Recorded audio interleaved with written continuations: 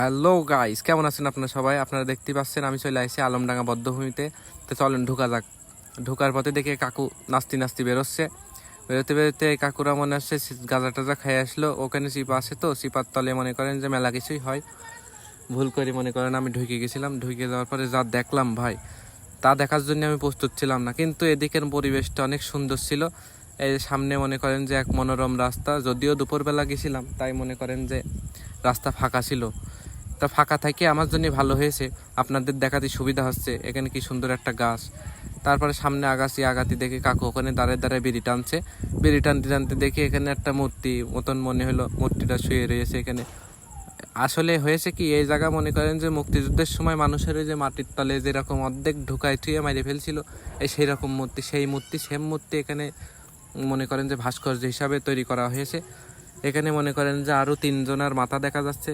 তো চলেন দেখা যাক এই তিনজনের মাথা দিয়ে কি বোঝানো হচ্ছে। এখানে বোঝানো হচ্ছে একজনের চোখ বাইন্ধে মারা হয়েছে, আর একজনের মনে করেন তাকিয়ে থাকতে থাকতেই মরে গিয়েছে, আর একজনের চোখ বাইন্ধেই মনে করেন মরে গিয়েছে। মুক্তিযুদ্ধের সময় অনেক মর্মান্তিক ঘটনা ঘটেছিল, যেটা এখানে এই বধ্যভূমিতে তুলে ধরা হয়েছে। এই যে সামনে দেখতে পাচ্ছেন একটা মানুষ, পুরা শরীর ভিতরে, মাথাটা বাইরে। এই যে সেম কাহিনী আর একটা এখানে রয়েছে, পুরা শরীর ভিতরে কিন্তু মাথাটা বাইরে। এইভাবে মানুষকে নির্মমভাবে হত্যা করেছিল পাকিস্তানিরা। সেই চিত্র এখানে তুলে ধরা হয়েছে এই বধ্যভূমিতে। এখানে 4 জনের মাথা দেখা যাচ্ছে, একজনের চোখ বান্ধা, সেম কাজ। এখানে একজন দাঁড়িয়ালা লোক, এখানে কি সুন্দর দেখেন, তাকাই থেকেই মারা গেছে। তো এরকম মর্মান্তিক একটা ঘটনা এখানে তুলে ধরা হয়েছে।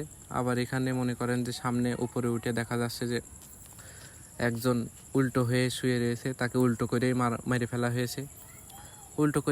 হয়েছে। দেখেন কি নির্মম এক মৃত্যু। তারপরে এখানে দেখেন একজনকে অনেক কষ্টদায়কভাবে বেঁধে থুয়ে তারপরে মারা হয়েছে, আর এখানে তার একজনকে শুয়ে মারা হয়েছে। এখানে এক মার হাহাকার চিত্র তুলে ধরা হয়েছে, যেটা ভাষায় প্রকাশ করার মতো না।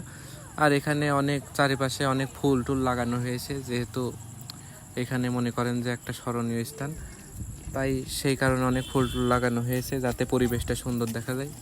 আলমডাঙ্গার ভিতরে এটা একটা দর্শনীয় স্থান, যেখানে প্রত্যেক দিনই অনেক মানুষের ভিড় থাকে।